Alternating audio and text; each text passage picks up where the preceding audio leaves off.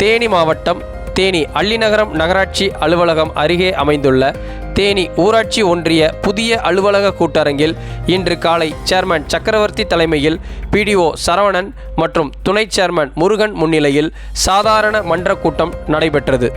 இக்கூட்டத்தில் 18 தீர்மானங்கள் முன்வைக்கப்பட்டன.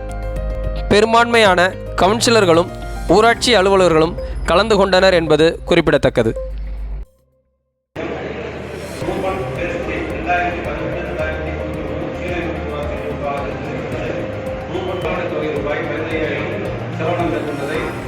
மன்றம் அங்கீகரிக்கிறது. முதலில் 2